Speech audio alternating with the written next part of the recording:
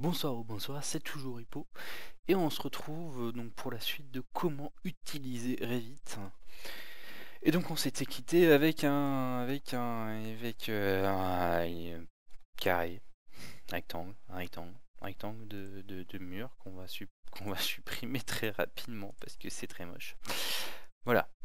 Alors je vais vous montrer un bâtiment, pas le bâtiment en fait, c'est pas vraiment mon bâtiment à moi parce qu'il n'y a pas tout simplement sur Revit 2013 les courbes. Les murs en courbe qui n'ont été implantés que dans Revit 2014 et il y a pas mal aussi d'autres éléments qui n'ont pas été implantés.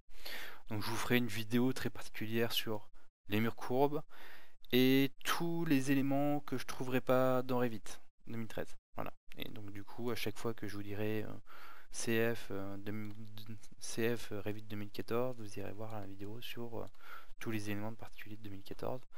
Simplement parce que là j'ai 2013 et que j'ai pas de quoi installer 2014 là tout de suite et que je sais pas si je vais. Enfin je sais pas si mon ordinateur supportera. Donc voilà.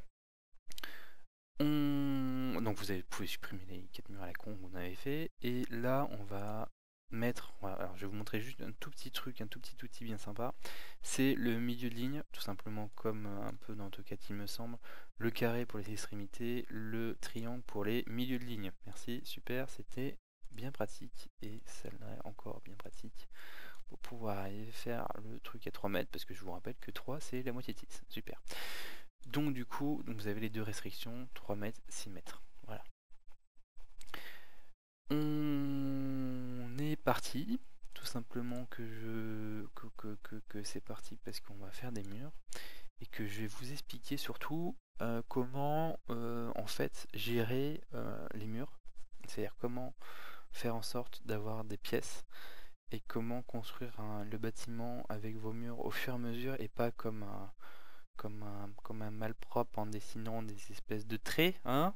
Il y en a un qui se reconnaîtra, hein, parce que les murs ça a des épaisseurs et quand vous mettez des épaisseurs sur des quinzaines de mètres, bah, ça fait des mètres carrés, hein, faut le dire carrément.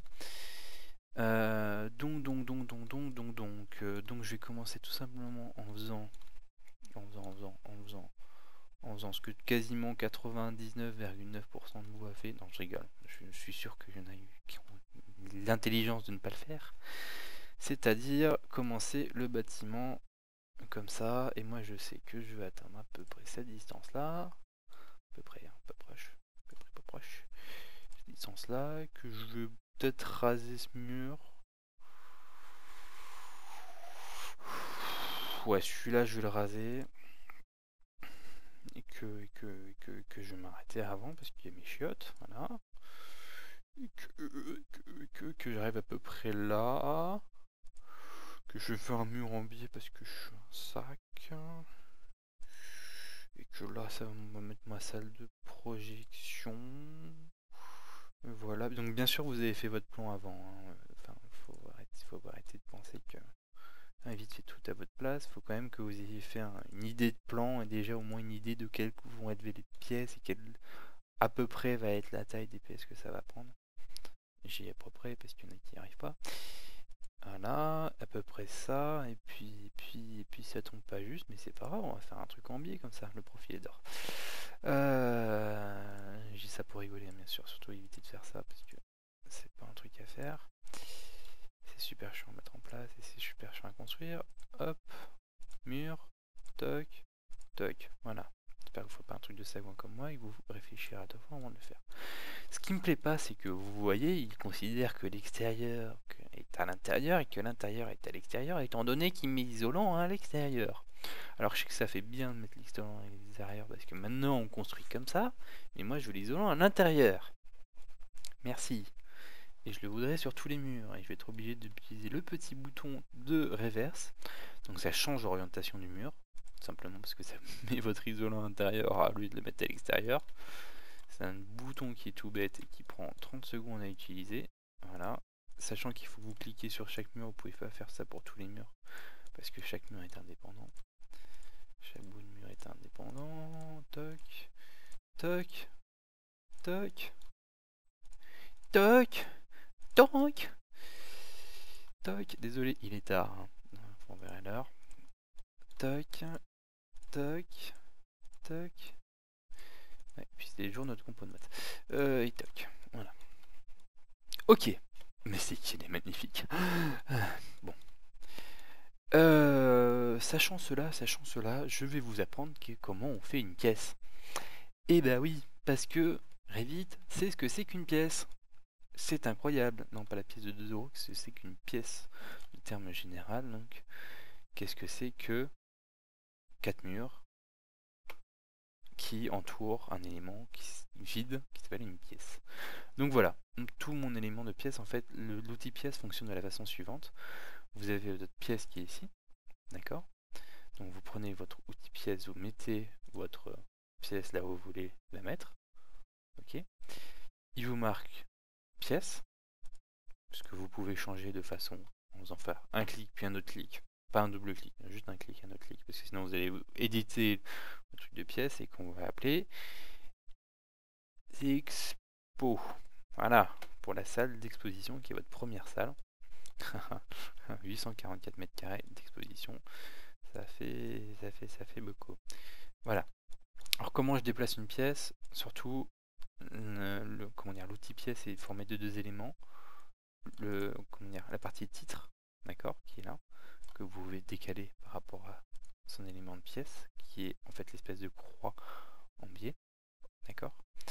Donc, ce que je vous conseille de faire, en fait, c'est de ne jamais les décaler, c'est de les garder quasiment toujours l'un à côté de l'autre, et de, quand vous sélectionnez une pièce, de sélectionner la croix de pièce et le texte, comme ça vous bougez les deux en même temps, c'est largement plus efficace et plus simple. Sachant que de toute façon, vous allez, à mon avis, mettre le nom de la pièce au milieu de la pièce. Du moins, tant que vous ne l'aurez pas géré au niveau des murs, et surtout des objets que vous allez mettre dedans. Donc on a vu comment faire un mur. Donc je les ai fait d'un seul coup, donc il n'y a pas eu de problème pour les relier. Maintenant je vais vous montrer un truc, c'est comment on relier 2 murs. Simplement parce que vous avez la possibilité, en fait Revit gère la chose suivante, gère le fait, comme j'ai dit tout à l'heure, non je vais pas des parts, je vais des murs, gère en fait le fait que ça reste des matériaux et ça gère aussi la continuité des matériaux. Par exemple si je mets un mur aussi en béton, bah, il va me le mettre comme ça, oui, donc dans la continuité du béton. Par exemple, si je fais un mur, ici on prend un mur de base générique béton de 70 mm d'épaisseur, donc je suis toujours en hauteur à partir du niveau 0. En fait, Revit gère plusieurs choses. Il gère chaque ligne en fait d'éléments. Donc par exemple, si vous voulez que le mur commence au niveau de la finition, mais que le milieu du mur sur la finition, c'est pas très efficace. Il gère l'autre côté, donc c'est le bord du béton, le milieu du béton, la finition, enfin l'échange entre le béton et l'isolant, la fin de l'isolant et la fin de la finition. Mais il gère aussi une chose très importante, le milieu de tout. C'est-à-dire qu'il gère le milieu de l'ensemble du mur.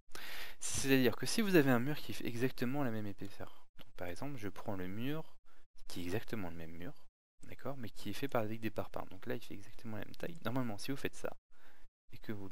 Non, j'ai rien dit, pas de celui-là. Si vous prenez le même mur et que vous le tirez à partir de celui-là, vous voyez qu'il est exactement au bon endroit, c'est-à-dire que les deux parties de finition sont exactement alignées, et pour l'isolant aussi c'est pareil. Donc quand vous faites votre mur, voilà, tout est aligné, tout est impeccable. Il va même considérer que votre mur a été allongé. Voilà. Après, quand vous ajoutez un élément, par exemple, quand vous allez ajouter un mur porteur, qui est dans l'alignement d'un mur que vous aviez déjà fait, en fait, ce qui est intelligent, c'est d'aligner la partie portante, c'est-à-dire d'aligner les 20 cm de béton. Donc ce que vous faites, c'est que vous mettez pas au milieu du mur, parce que sinon vous allez vous retrouver un truc comme ça, ce qui est super moche et ce qui est super con pour le brancher, d'accord, parce que vous n'avez jamais branché un truc comme ça.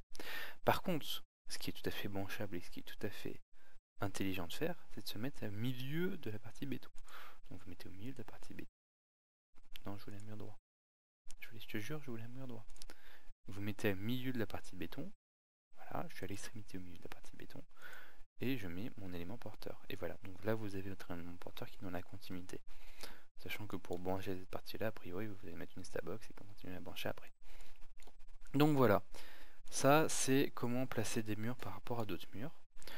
Il y a pas mal d'outils qui sont assez intéressants quand vous placez du mur, du genre vous pouvez vous mettre là dans l'alignement quand vous continuez la flèche, pareil que, il me semble que c'est pareil que AutoCAD. Vous continuez encore le système comme ça, donc vous pouvez placer votre mur, voilà, et après seulement rejoindre. Il y a pas mal de trucs, et surtout si vous utilisez les lignes de modèle, en fait, souvent ils vous proposent des distances en fait des murs par rapport à une ligne de modèle. Par exemple, vous faites ça et que vous mettez un autre mur comme ça, vous aurez toujours la cote à partir de la ligne de modèle. Voilà. Donc ça permet de se garder des références d'endroits en tête, etc. Donc voilà, ma salle d'exposition est beaucoup trop grande. Beaucoup trop grande. Donc ce qu'on va faire, c'est qu'on va la couper en morceaux, avec des murs, avec des murs, avec des murs, avec des murs. Alors je vais prendre des murs génériques de 20, donc, comme si c'était des murs porteurs. Et seulement après, je vais décider s'ils sont porteurs ou non, en fait. Simplement en réduisant leur taille. Comme un sac. Voilà. Donc là, je prends un mur que je vais faire complètement dans l'alignement, histoire de ne pas faire chier le monde et qu'on puisse le brancher correctement. Que je vais le ramener jusque là. Et que je vais ramener jusqu'ici. Que je suis au milieu du pas. Je suis pas dans le bon milieu. Faut que j'ai au milieu du élément de mur. Il est là. Voilà. Et là, je vais relier. Sachant que vous avez vu, là, j'ai relié avec pas mal de centimètres d'écart. Il va directement faire comprendre que vous vouliez relier les murs, hein, et pas faire comme un sac, ne pas les relier. Donc du coup, il est relié automatiquement.